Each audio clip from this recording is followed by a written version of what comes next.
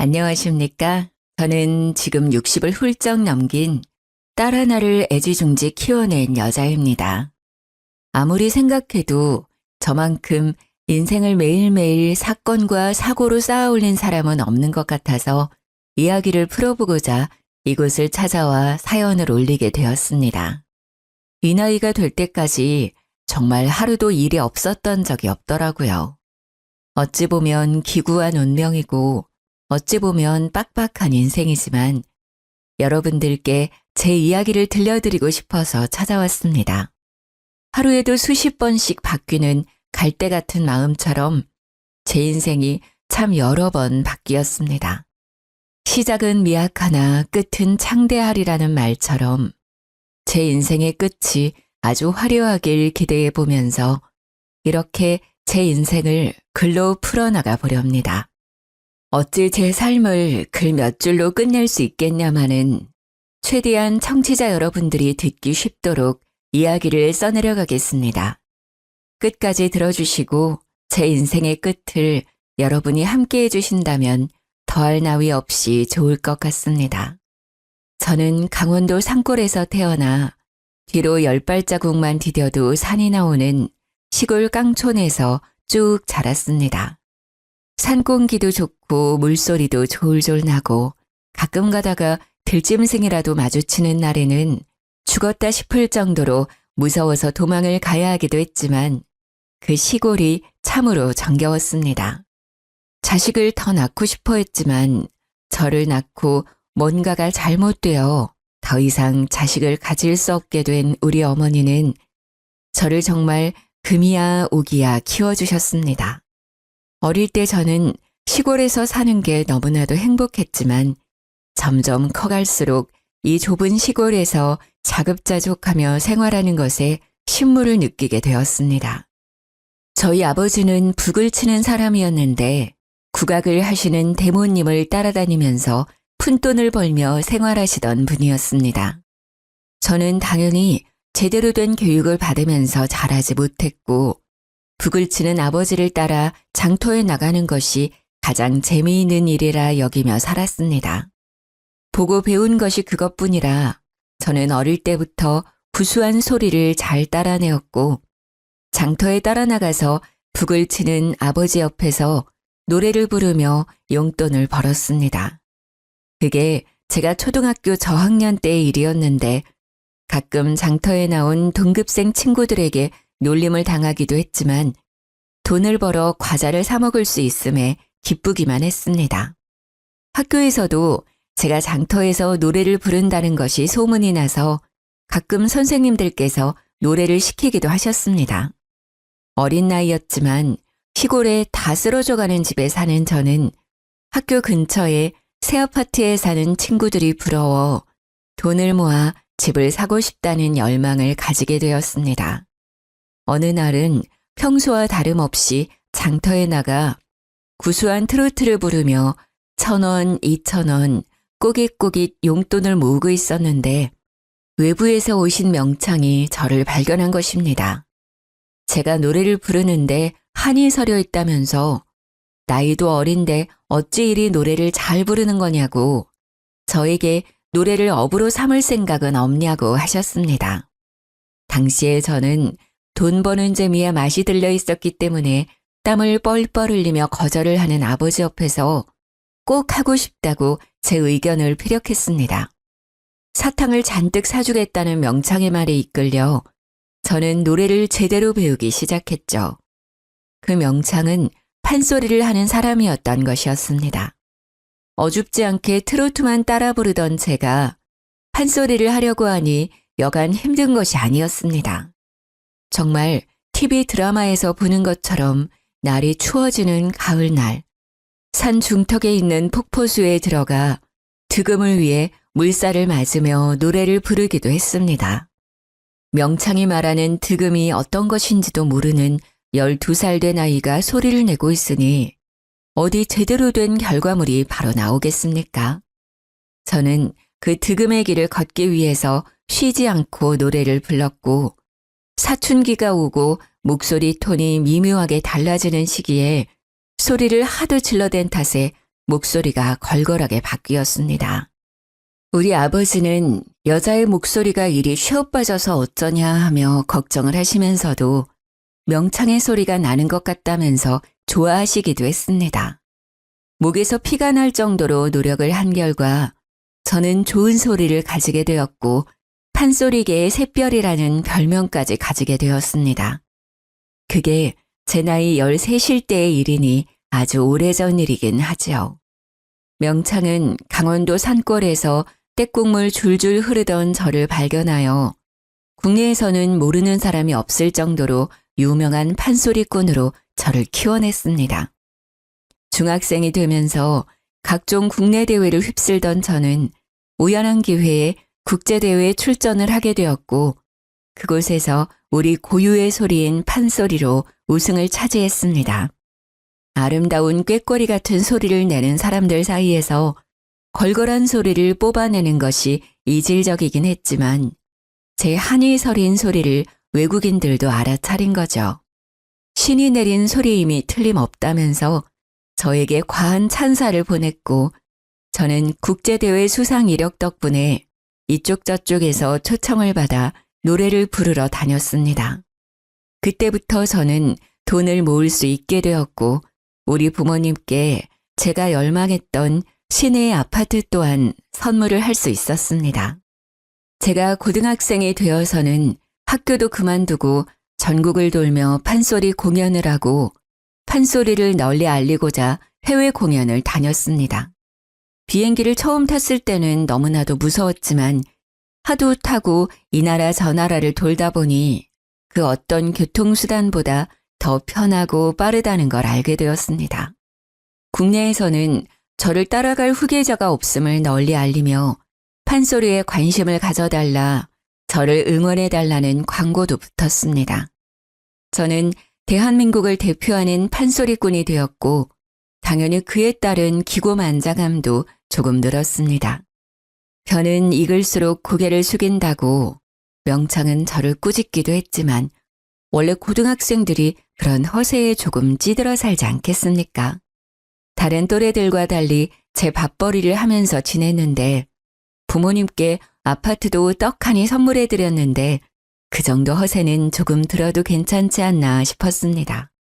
저는 그렇게 19살이 될 때까지 안 가본 나라가 없을 정도로 각지를 돌아다니며 공연을 했고 판소리를 널리 알렸습니다. 가정주부로 평생 살았던 우리 어머니, 북을 치며 제 뒤를 쫓아다니며 매니저 역할을 해주셨던 우리 아버지, 우리 가정은 평생 행복할 거라 생각했습니다. 하지만 불행의 그림자는 제가 20살이 된 그날부터 드리워지기 시작했습니다. 20살 생일이 지나자마자 이상하게 제 몸이 쿡쿡 쑤시고 내장이 뒤틀리듯 아프기 시작했습니다. 부모님께서는 저의 건강에 이상이 생긴 것이 틀림없다며 너무 무리하여 공연을 하고 다녀서 그런 거라 생각하셨습니다. 일정을 모두 취소하고 며칠 쉬면 나을 거라고 장담을 하셨지만 며칠이 지나도 저의 이유 모를 통증은 사라지지 않았습니다. 결국 큰 병원에 입원을 하게 되었고 피가 마르는 검사를 전부 해보았지만 제 병명을 밝혀낼 수 없었습니다. 병원에서는 신체 자체에는 아무런 이상도 없다면서 보통은 스트레스 때문에 이런 병이 찾아올 수 있다고 진통제를 처방해 주었습니다. 집으로 돌아와서도 저는 계속 끙끙 앓기만 했고 20살 생일을 기점으로 살이 8kg이나 빠져버리는 이상 증세가 생기기 시작했습니다. 하루 종일 누워서 일어나지 못했고 이유 없이 열이 펄펄 끓기도 했으며 약이 말을 듣지 않는 지경에 이르렀습니다. 당연히 저는 모든 공연과 일정을 취소하고 집 밖을 나가지 못하게 되었습니다. 전업주부로 살던 저희 어머니께서는 24시간 제 곁을 지키면서 고열에 시달려 헛소리를 찍찍 내뱉는 저를 위해 기도하셨습니다. 하지만 나아질 기미가 전혀 보이지 않았고 결국에 저희 아버지께서는 저를 무당에게 데려가 굿이라도 해야 하는 것 아니냐고 하셨습니다. 저희 어머니는 절대로 무당에게 보낼 수 없다며 약을 꾸준히 쓰다 보면 나을 것이라고 극구 반대를 했습니다. 하지만 투병을 한 지 1년이 가까워짐에도 제 병명은 그 어떤 병원에서도 밝혀내지 못했고 저는 뼈만 남은 상태로 앙상하게 변해버렸습니다. 그때의 기억은 잘 나지 않습니다. 너무나도 아팠고 매일 환청이 들렸고 누군가 제 몸을 탐내고 있었던 것 같은 기분이었습니다. 저는 이대로는 못 살겠다, 제발 죽여달라고 어머니의 손을 붙들고 매일을 울었습니다. 하나뿐인 자식을 어찌 홀로 보내겠냐며 저희 어머니께서는 버텨야 한다고 제 손을 붙잡고 매일 기도를 하셨습니다. 그렇게 1년이 지나는 시간 동안 저는 산송장으로 변했고 결국 아버지의 손에 이끌려 무당을 찾아가게 되었습니다. 용하다는 그 무당은 산속 깊은 곳에 신당을 꾸려 지내고 있었는데 업히다시피 등장한 저를 보고는 혀를 끌끌 찼습니다. 딱 보아하니 이 계집의 목소리가 신통방통하구나. 그러니 목소리를 탐나는 신이들로부터서 떨어질 생각을 안 하지. 이 계집에 살리려면 신내림 구슬하는 수밖에 없어. 들러붙은 신이 앵간에서는 떨어지지 않는 분이시다. 넋을 그리고 천국을 떠돌아도 방법은 신내림굿 하나뿐이야. 당연히 판소리로 이름을 알리고 있던 제가 무당이 되어야 한다고 하니 저희 부모님께서는 죽어도 안 될 일이라고 극구 반대를 하셨습니다. 특히 어머니께서는 하나뿐인 딸을 어찌 무당으로 만들고 자기들이 발 뻗고 살 수 있겠냐고 절대 안 될 일이라고 살려만 달라고 울고불고 빌었습니다. 하지만 무당은 살릴 수 있는 방법은 신내림굿밖에 없다면서 어머니께 신내림을 받지 않겠다면 애를 데리고 나가라고 소리를 치셨다고 하셨습니다. 제 병명은 열병도 정신병도 아닌 신병이라는 것이었습니다. 저는 흐릿해지는 정신 속에서도 그 말만큼은 제대로 들었습니다. 신병은 고칠 수 없는 병이라고, 저 여자애가 아니라면 누구라도 저 신을 모셔야 하는 운명이라고, 호통을 치는 무당의 목소리를요. 부모님께서는 절대로 있을 수 없는 일이라며 저를 다시 데리고 강원도로 오셨고 저는 정말 숨이 꼴딱 넘어가는 지경까지 이르렀습니다. 병원에서도 병명을 알 수 없으니 기도에 의존해라, 마음의 준비를 해라 하는 말만 반복했고요. 결국 부모님께서는 저를 이렇게 잃을 수 없다는 마음에 다시 무당을 찾아가셨습니다. 많이 노하셨다. 자기 인생에 순응하지 않고 순리를 거스르겠다고 결심을 했으니 누구라도 신내림을 받아야 할 것이야. 결국 저희 어머니께서 저 대신 신내림을 받겠다고 결심을 하셨고 신내림 굿을 통해 믿기 힘들겠지만 어머니는 무당이 되었습니다. 신내림 굿이 꼬박 15일간 이어졌고 저는 시름시름 앓다가 점점 몸이 호전되는 것을 느끼게 되었습니다. 정말 그 누구도 겪지 못할 신기한 일이었습니다.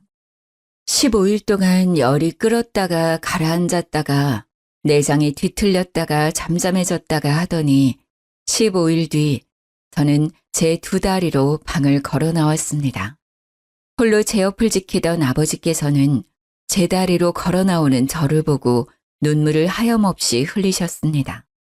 저는 정신이 맑아지는 기분을 느끼며 아버지께 그동안 고생하셨다고 이야기를 하는데 아무리 찾아도 우리 어머니가 보이지 않더라고요. 그제야 저는 어머니께서 저 대신에 신내림 굿을 받았고 무당이 되어 암자에 들어가게 되었다는 소식을 접할 수 있었습니다.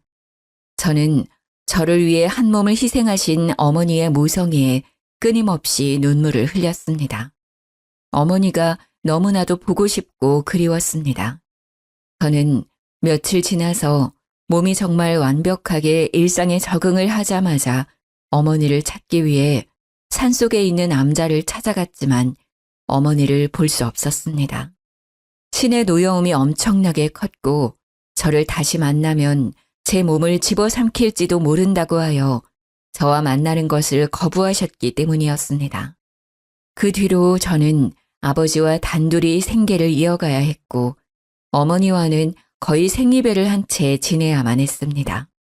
신이 저를 탐내고 있다는 것이 현재 진행 중인 일이었는지 찾아가도 암자 문을 닫고 저를 만나주지 않는 어머니 때문에 어쩔 수 없이 어머니를 잊고 살아야 했습니다. 1년에 한두 번 정도 암자 전체가 개방되어 너도 나도 신을 기리며 기도를 하러 오는 사람들 속에 파묻혀 멀리서 어머니를 보는 것 말고는 볼 수 없었습니다. 저는 다시 판소리를 시작하게 되었습니다. 멀리서나마 어머니께서 제 소식을 듣고 응원을 해주시길 바라는 마음에서 말입니다. 이전처럼 명성을 되찾는다면 제 기사를 통해서 제 얼굴 한번 더 볼 수 있을 거라 생각을 하고 다시 한번 도약하기 위해 애썼습니다. 저는 명창이라는 수식어를 가지게 되었고 은퇴를 하신 선생님들의 뜻을 받들어 국내의 판소리를 전파하는 일에도 아낌없이 나서게 되었습니다. 그러던 어느 날 우연치 않게 공연을 하러 간 무대 뒤에서 한 남자를 만나게 되었습니다. 그 남자는 저와 달리 서양음악, 성악을 전공한 남자였는데 저에게 한이 서린 그 목소리가 너무나도 아름답다며 다가왔습니다. 아름다운 목소리는 성악 쪽이 아니냐고, 제 목소리는 걸걸한 거지요 하며 대꾸를 하는데 제 목소리에는 남들에게 없는 뭔가가 있다며 푹 빠져들었다고 하더라고요. 제가 했던 공연들은 빠짐없이 다 보았다면서 저에게 사인 한 장을 해주라고 혹시 연락해도 되냐고 전화번호를 알려달라고 했습니다. 판소리를 하면서 남자의 관심을 받았던 적이 별로 없었던 터라 저는 쑥스러운 마음을 숨기며 전화번호를 알려주었습니다. 그렇게 서서히 서로에 대해 관심을 두고 연락을 하기 시작했고 제가 지방에 있든 어디에 있든 보고 싶다며 달려와주는 그 남자에게 빠져들었습니다.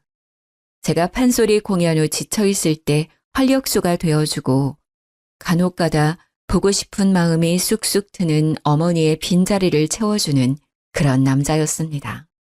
공허한 마음 한구석을 늘 지니고 살았던 저에게 꽉 차는 사랑을 보여주는 그 남자를 어찌 제가 가만 놔둘 수 있었겠습니까? 저도 속수무책으로 그 남자에게 빠져들게 되었고 저희는 남들보다 조금 빠르게 결혼을 약속하게 되었습니다. 성악을 전공한 남자답게 집안이 전부 음악을 전공한 사람들로 가득하다고 이야기를 해주었습니다. 시댁이라는 곳에 처음으로 인사를 드리러 갔는데 장식장 한편이 음악 콩쿠르에 나가 상을 받아온 트로피들로 가득하더라고요. 저도 어디 가서 상이라고 하면 빠지지 않는 사람이었지만 웅장한 집에 들어가니 주눅이 드는 것은 어쩔 수 없었습니다. 알고 보니 가족들이 전부 피아니스트, 지휘자, 성악가였고 죄다 독일에 유학까지 다녀온 인재들로만 구성이 되어 있었습니다. 북을 치는 아버지와 무당인 어머니를 둔 저는 너무나도 모양새가 빠지는 예비 며느리였습니다. 산골에서 폭포수를 맞으며 수련을 했던 저와 달리 남편은 어릴 때부터 독일에 유학을 가서 선생님께 발성하는 법을 배우고 피아노를 치기 시작했다고 했습니다. 제가 득음을 하겠다고 소리를 쥐어짜낼 때 남편은 유럽 여행을 하면서 각국의 맛있는 것들은 죄다 먹어봤다고 했습니다. 제가 대학에 가지 않고 신병을 앓고 누워 끙끙거릴 때 남편은 아주 유명한 대학 성악과에 들어가서 합창을 시작했다고 했습니다. 처음부터 끝까지 맞는 구석이 하나도 없는 우리 둘이 과연 잘 살 수 있을까 하는 의문이 들기도 했지만 아가페와 같은 사랑을 보여준 그 남자를 놓치고 싶지 않았습니다. 제가 부족하면 그만큼 더 노력하면 되는 것이라고 안일하게 생각하기도 했습니다. 결국 시댁에 인사를 드리러 갔는데 저에게 제일 처음 한 말이 바로 우리 집안은 서양음악을 하는 집안이기에 판소리꾼을 드릴 수 없다 였습니다. 저와 남편은 다른 이유도 아니고 그런 이유로 우리의 사랑을 갈라놓을 수 없다고 시댁에 반항을 하기 시작했습니다. 원래 로미오와 줄리엣도 양가에서 서로 앙숙처럼 반대를 해대니 둘의 사랑이 더욱 불타올랐던 것 아니겠습니까? 저와 남편도 아주 비슷했습니다. 시댁에서 반대를 시작하니 저희의 사랑이 더욱 고결한 것으로 느껴졌기에 반발심이 생기고 말았습니다. 시댁에서는 남편 보고 다시 독일에 가버리라고, 세상에 여자는 많고 음악을 하는 여자도 많다면서 남편을 구슬렸습니다. 하지만 서로의 눈에 보이는 것이 서로밖에 없었던 저희 둘을 갈라놓기엔 너무나도 허접한 소리였던 거죠. 저와 남편은 결국 마지막 선을 넘어버리고 말았습니다. 저는 시댁의 반대를 돌파하는 와중에 임신을 하게 됐어요. 남편은 오히려 시댁에 당당하게 임신을 했으니 결혼을 하겠다고 했고, 시댁에서는 목덜미를 잡고 쓰러지는 신용을 하셨습니다. 결혼을 더 이상 미룰 수 없다고 끝끝내 반대를 하시는 시댁 어르신들께 상견례 날짜를 통보하듯 전했습니다. 당연히 저도 아버지와 어머니께 상견례 날짜를 알려드렸지만 저희 어머니는 아무런 언질도 없이 나타나지 않으셨고 저는 참 서운했습니다. 상견례 자리에 아버지만 나타나자 시댁에서는 답답해하시며 저에게 물어보셨습니다. 사돈어른이 이혼했다는 소리는 들은 기억이 없는데 왜 안사돈은 오지 않으시는 거지? 저는 어차피 밝혀지게 될 일이라 생각해서 정면 돌파를 결심했고 시댁 식구들에게 솔직하게 이야기를 했습니다. 저희 어머니께서는 신을 모시고 계시기 때문에 오늘 일정에 참석하실 수 없으십니다. 신을 모시고 계신다고? 설마 무당이니? 정말 무당이야? 이런 말도 안 되는 집을 봤나? 우리 집안은 크리스천이야. 기독교라고. 근데 무당? 무당 딸을 며느리로? 죽어도 안 된다. 시모는 개거품을 물었고 시부는 얼굴이 새빨갛게 달아올라서는 저에게 삿대질을 하며 죽어도 결혼을 반대할 것이라고 외치셨습니다. 가운데서 땀을 뻘뻘 흘리던 우리 아버지는 조심스러운 말투로 종교는 자유 아니냐, 우리 딸도 성당 다닌다고 항변을 했습니다. 성당을 다닌다는 말에 기가 막히셨는지 시모가 헛웃음을 짓더라고요. 집안이 아주 개판이네, 개판이야. 애는 낳지 않는 게 좋겠어요. 기독교든 불교든 상관없이 살생은 금지를 하고 있지 않겠습니까? 어떻게 뱃속에 있는 핏줄을 지우라고 할 수 있는 건지 속이 많이 상했습니다. 제가 아무 말도 없이 고개를 푹 숙이고 눈물을 삼키고 있으니 우리 남편이 벌떡 일어나서는 시댁 식구들을 향해 소리를 쳤습니다. 이 여자와 뱃속에 있는 아이는 제 가족이나 다름없습니다. 부모님께서 그렇게 나오신다면 차라리 의절을 하고 제 가족을 지키겠어요. 당당하게 소리치는 남편에게 저는 무한한 신뢰를 가지게 되었고 남편 또한 저와 아버지께 일어나시라며 이런 사람들과 상종하지 말자고 했습니다. 시댁 식구들은 모두 불쾌한 얼굴을 하고 어디 한번 나가서 잘 먹고 잘 살아보라고 으름장을 놨지만 남편은 꿈쩍도 하지 않았습니다. 저에게 이런 나쁜 소리를 듣게 해서 미안하다며 앞으로는 우리끼리 잘 먹고 잘 살아보자고 우리만 행복하면 된 것이라며 이야기를 하더라고요. 저는 그런 남편과 혼인신고를 하게 되었고 저희 아버지의 집에서 셋이 함께 생활을 하게 되었습니다. 각종 지방으로 공연을 하러 다니던 저는 임신을 해서도 그다지 달라지지 않은 생활을 이어나갔습니다. 임신을 해서 그런지 배에 힘을 주기가 조금 어려웠지만 소리꾼이 평생 소리만 했는데 공연 하나 이어나가지 못할 정도는 아니었습니다. 자리를 굳건하게 지키기 위해 노력을 했고 성악을 전공한 남편도 오페라와 독주회를 하며 돈을 벌어오기 시작했습니다. 하지만 그것도 잠시 대대손손 음악가 집안이던 시댁에서 남편을 공연에 쓰지 못하도록 뒷공작을 펼친 것입니다. 가족을 버리고 간 놈이 잘 먹고 잘 살 수 있나 보자고 일을 갈더니 결국 더럽게 손을 써서 남편은 모든 일이 끊기게 되었습니다. 어떻게 자기 자식에게 그런 짓을 할 수 있는지, 저 대신에 무당이 된 우리 어머니와는 너무나도 다른 행보라 끔찍하게 놀라웠습니다. 우리 남편의 일은 하나 둘 끊기더니 합창일을 하던 것까지 쫓겨나게 되었고 남편의 앞길은 완벽하게 막히게 되었습니다.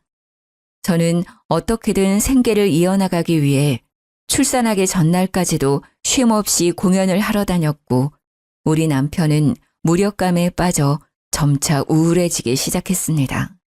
거기다가 출산을 하고 난 이후에 저는 딱 3개월간 몸조리를 하고 바로 돈이 필요하다는 것을 깨닫고 공연을 다니기 시작했습니다. 다행히 판소리꾼이 그다지 많지 않은 현실에 저를 찾아주는 곳이 많았고 저는 복귀도 아주 화려하게 치를 수 있었습니다. 제 복귀 소식이 기사로도 뜨고 공연표도 불티나게 팔렸지만 남편은 저를 축하해 주지도 않고 점점 우울해졌습니다. 아무래도 제가 승승장구를 하는 와중에도 아무것도 하지 못하고 집에서 아이만 봐야 하는 현실이 죽을 만큼 싫었던 게 아닐까 싶습니다. 제가 일을 하러 나가야 했기에 육아는 당연히 남편의 몫이 되었습니다. 육아를 도와줄 주위 어른이 하나 없었으니 부부가 해도 바쁘고 힘들다는 육아를 남편 혼자 하느라 얼마나 힘이 들었을까요? 남편은 집 밖으로 나가지도 못하고 하루 종일 아이를 업고 집안일을 해야 했으니 자존감도 많이 떨어졌을 거라 생각이 듭니다. 해외 유학파로 이름을 날리면서 네로라 하는 대학을 졸업하고 오페라며 합창이며 솔리스트며 이름을 날리던 우리 남편이 한순간에 경력 단절남이 되었으니까요.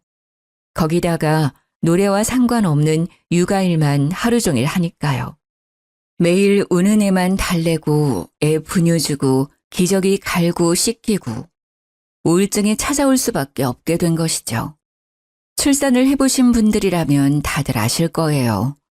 너무나도 연약한 우리 아이가 아플까봐 다칠까봐 하루 종일 애만 살피고 있는 자신에게 빠지는 무기력감, 우울감. 남편은 결국 공연을 끝내고 돌아온 저에게 이렇게는 못 살겠다, 숨도 못 쉬겠다, 힘들다 하면서 울고불고 난리를 쳤습니다.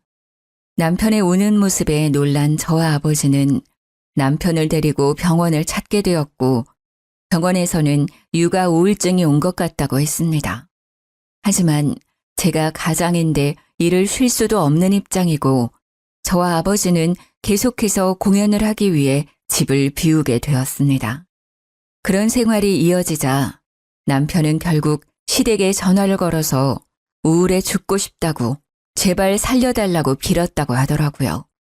그런 기회를 놓치지 않은 시댁은 남편을 살살 구슬려서 잠시 해외에 나가서 바람이라도 쐬고 오는 게 어떠냐고 제안을 했다더군요. 남편은 저에게 웬일로 밝게 웃으면서 시댁과 연락이 닿았는데 자기한테 나를 세우지도 않고 우리 아이 안부도 물어봤다며 좋아했습니다. 우울해 죽겠다고 하니 돈을 주겠다고 해외여행을 좀 다녀오라고 했다고 가도 괜찮겠냐고 물어보더라고요. 남편의 웃는 얼굴을 정말 오랜만에 봤고 연을 끊겠다던 시댁에서도 먼저 손을 내밀어 주신 게 감사해서 남편에게 다녀오라고 얘기를 했습니다. 남편은 갓난아이를 데리고 독일에 가겠다고 했고 저는 아이를 두고 가라는 것으로 약간의 실랑이가 벌어졌습니다. 남편은 독일에 가서 베이비시터를 두면 된다고 했고 자기가 당장 일이 없으니 함께할 시간이 충분하다고 우겼습니다. 하지만 저는 해외에 나가서 애가 아프기라도 하면 곤란하지 않겠냐. 차라리 내가 공연을 다닐 때 24시간 상주 도우미와 함께 다니겠다고 했습니다. 남편은 저에게 그동안 공연을 한다고 집안을 돌보지도 않던 사람이 어찌 애를 보겠냐며 박박 우겨서 저는 결국 남편이 하고 싶다는 대로 해주게 되었습니다. 아이가 돌이 지날 때까지 제대로 아이를 돌본 적이 없는 건 사실이었으니까요. 아무튼 남편이 해외로 나간 지 한 달이 지나고 2달이 지났는데도 남편은 한국에 돌아올 생각을 하지 않았습니다. 처음에는 이왕 나간 거 제대로 즐기다 와라 했는데 2달이 넘어가면서부터 슬슬 마음 한구석이 불안해지기 시작했습니다.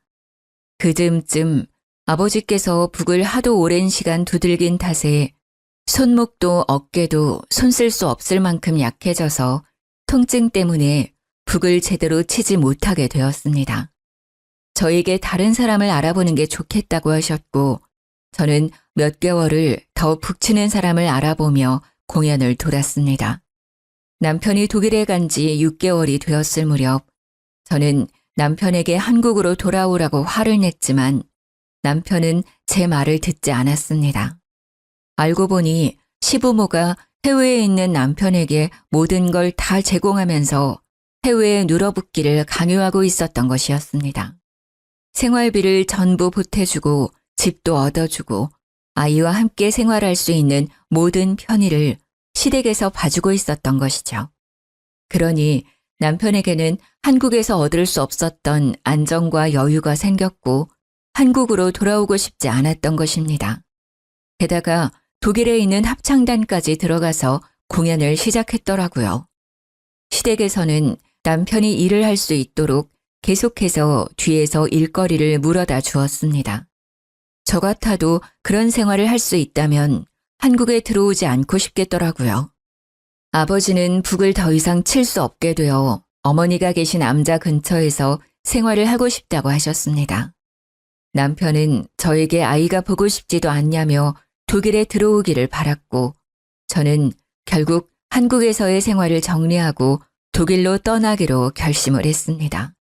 물론 제 공연을 담당해주던 매니지먼트나 명창들이 저를 말리면서 다시 생각해보라고 몇 번이나 끈질기게 회유를 했지만 저는 가족을 버릴 수 없었습니다.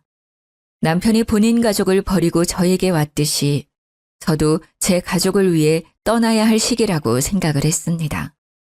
게다가 제가 해외에서 판소리 공연을 다녔던 적도 있으니 무대를 해외로 옮기면 된다는 안일한 생각을 하고 떠나게 되었습니다. 제가 독일에 가니 살도 오르고 부쩍 밝아진 남편이 저를 맞이해 주더라고요.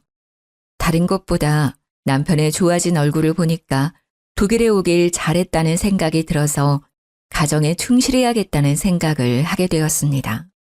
저는 한국에 있는 매니지먼트의 도움을 받아서 해외에서도 판소리 공연을 할 수 있는 자리를 알아보기 시작했습니다. 하지만 생각보다 해외에서 초청 공연의 기회 말고는 제 판소리 공연을 할 만큼의 기회가 주어지지 않았고 저는 점점 일이 끊기게 되었습니다.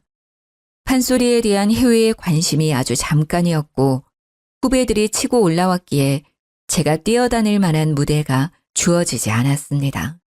엎친 데 덮친 격으로 제가 독일에 들어갔다는 이야기가 시댁의 귀에 들어가게 되면서 시댁에서는 다시 한번 남편의 목줄을 죄기 시작했습니다.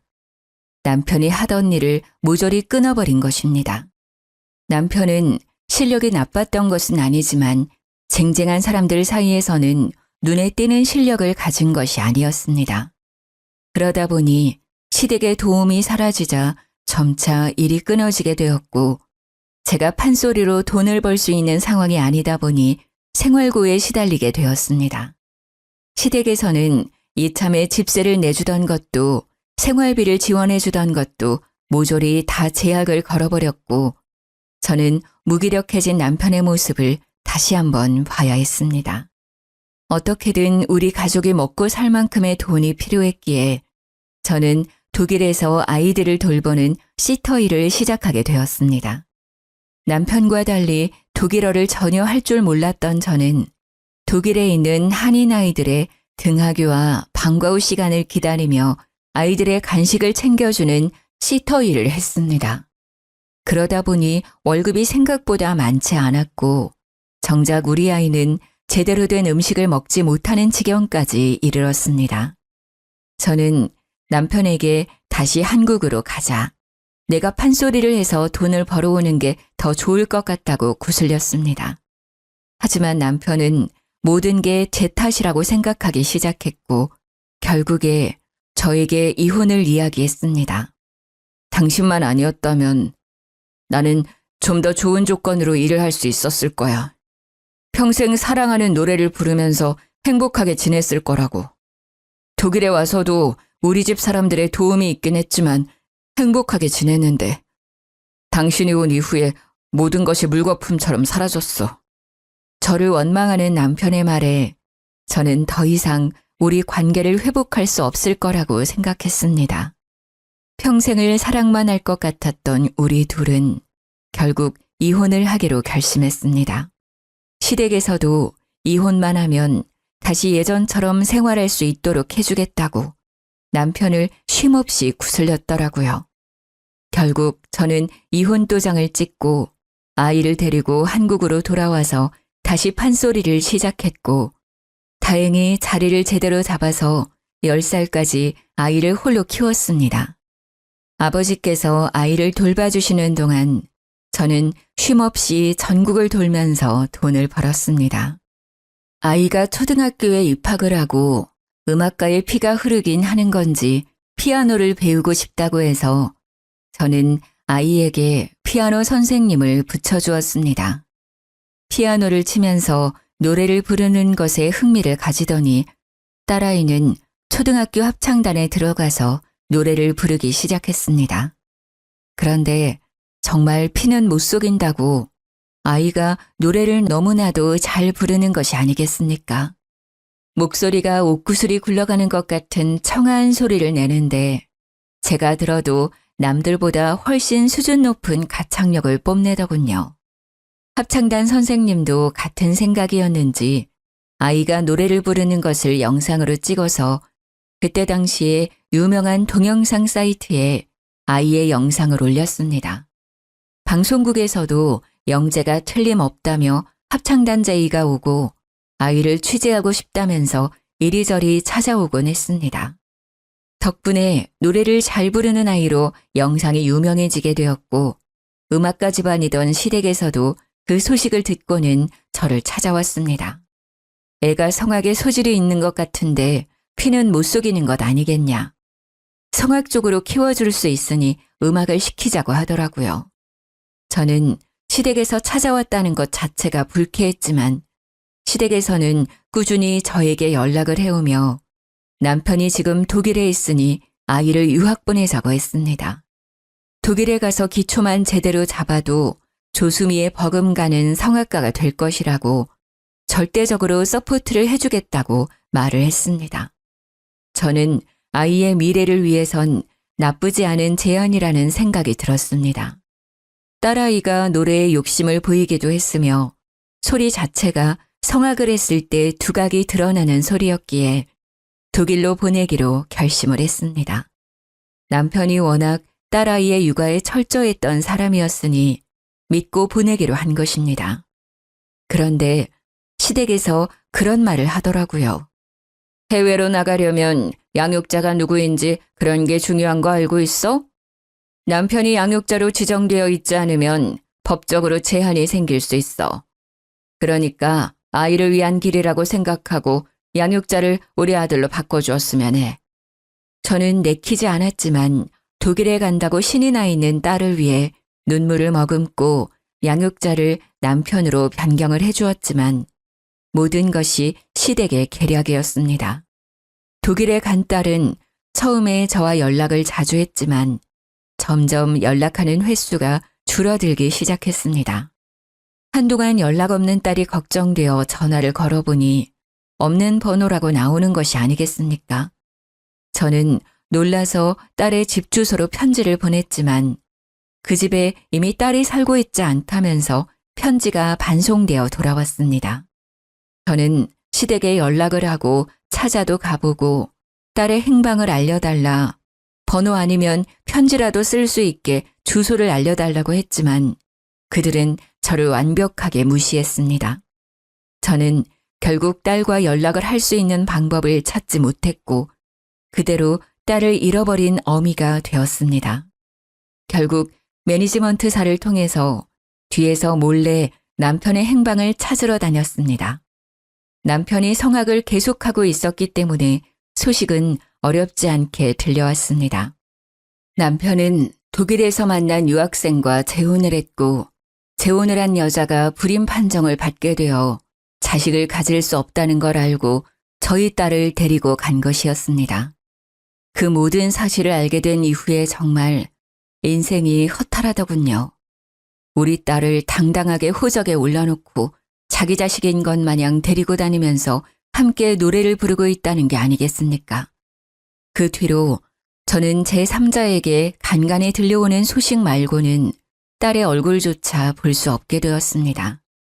어떻게 컸는지도 알 수가 없고 정말 막막함에 딸의 소식이 들려오기만 기다리고 있었습니다.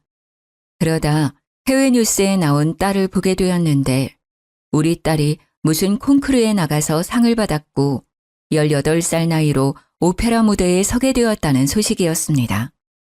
노래를 그렇게 잘하더니 성공하는구나 싶어서 뿌듯한 마음이 들면서도 혹시라도 저를 잊었을까봐 가슴을 졸이게 되었습니다. 저는 결국 딸의 매니지먼트라도 알고 싶어서 찾기 시작했으나 우리 딸이 따로 계약한 소속사 없이 혼자 개인 활동을 하고 있다는 것을 알게 되고 좌절하게 되었습니다. 독일로 날아가서 딸을 찾고 싶었지만 어느 지역에서 뭘 하는지 알 수가 없으니 찾아갈 수가 없었습니다. 그래도 뉴스로나마 딸의 소식을 받을 수 있어서 기뻤지만 그마저도 19살이 된 이후에 소식이 끊어지게 되었습니다. 그 어떤 공연도 콩쿠르도 나오지 않고 소식이 끊어져 버린 딸을 찾고 싶어서 난리를 쳤지만 결국 찾을 수가 없었죠. 저는 포기한 채로 5년이라는 시간을 더 보내게 되었습니다. 그러던 어느 날 우리 어머니의 신딸께서 연락이 왔고 30년 만에 어머니께서 먼저 보자고 저에게 연락을 하셨습니다. 저는 제 나이 50이 넘어서야 어머니의 연락을 받고 신이 나서 한달음에 어머니가 계신 암자로 찾아가게 되었습니다. 암자 입구에 들어서니 신딸이 저를 딱 막는데 불러놓고 왜 막느냐며 항의를 했더니 어머니께서 곧 나오실 테니 기다리라는 말만 반복을 하더라고요. 1시간을 꼬박 기다려서 어머니를 만나게 되었는데 저에게 그러시더군요. 저기 네 딸이 누워있다. 가서 봐라. 저는 이게 무슨 소리인가 싶어서 어머니가 가리키는 방으로 들어가니 정말 그대로 자란 제 딸 수연이가 바닥에 누워있는 게 아니겠습니까? 그런데 딱 보기에도 상태가 너무나도 좋지 않았고 애가 사람도 못 알아보고 시름시름 앓고 있는데 열이 펄펄 끓고 있었습니다. 네 딸 꼴을 보아하니 30년 전 기억이 떠오르지 않니? 네 딸이 신병이 찾아온 것 같다. 너처럼 신을 받지 않으면 죽을 수도 있을 것 같은데 너는 어쩌겠니? 너도 나처럼 대신 신을 받을래? 제가 대신 신내림을 받으면 우리 수연이는 살 수 있는 건가요? 너를 봐라. 똑같은 거지. 대신 나처럼 실력이 떨어지기 전까지는 만나기 힘들 거야. 곱게만 커야 할 우리 딸에게 그런 병이 생겼다는데 제가 뭘 가리겠습니까? 당연히 신내림을 받아야겠다고 생각했습니다. 수연이가 잠시 정신을 차렸을 때 이야기를 들어보니 독일에서 승승장구하다가 갑자기 신병이 찾아와 사경을 헤매게 되었고 시댁 식구들이 여기에 버려두고 가버렸다고 했습니다. 남편 새끼에 대한 조금의 정까지 전부 털려버렸습니다. 저는 딸과 대화를 통해 그간 쌓인 오해를 풀었고 신내림을 대신 받기로 결심을 했습니다. 어머니의 주도하에 내림굿을 받았고 정말 신기하게도 우리 수연이의 병은 말끔히 나았습니다. 다시 독일에 가서 노래를 부르라고 하니 싫다며 한국에 남겠다고 했습니다. 수연이는 다시 처음부터 성악을 시작했고 작은 무대부터 큰 무대까지 고루고루 서게 되었습니다. 당연히 시댁에서도 알게 되었고 어머니와 함께 지내고 있는 남자로 시모가 찾아왔더군요. 결국 무당이 될 운명이었구먼. 이래서 개판인 집안이랑은 연을 맺으면 안 되는 것이었는데 욕심이 가득한 할미 같으니라고. 화를 크게 입을지도 모르니 할미 차 조심해. 제가 무당이 되어서 그런 건지 시모의 얼굴을 보는데 스쳐 지나가는 그림이 막 보이더라고요. 저도 모르게 시모에게 말을 뱉으니 시모가 놀라서 도망을 쳤는데 그날 차를 타고 집에 가는 도중에 고라니를 쳐서 차 사고가 났다는 게 아니겠습니까? 경미한 사고긴 했지만 제 말이 마음에 걸렸는지 찾아오지 않더라고요. 우리 딸이 독일에 들어가지 않고 계속 한국에 있으니 결국 전 남편과 재혼녀가 한국에 와서는 우리 딸을 설득하기 시작했다고 합니다. 딸이 귀찮으니 저희 암자 근처에 아버지 집으로 숨어 들어왔는데요. 끝내 저희 암자까지 찾아와서는 딸을 내놓으라고 저를 협박하기 시작했습니다. 내가 내 딸을 대신해서 신내림을 받았는데 이제 와서 내 딸을 데려가려고 해? 호적상 내 딸인데 어떻게 당신 딸이라고 박박 우게 되는 거야? 이 망할 년, 자궁에 탈이 난 게 선천적이라고 구라를 친 나쁜 년. 네가 떼다 버린 애가 셋이 넘는 걸 하늘이 아는데. 그러니 남편의 재혼녀가 사색이 되어서는 저한테 삿대질을 하며 너 누구냐고 소리를 막 치더라고요.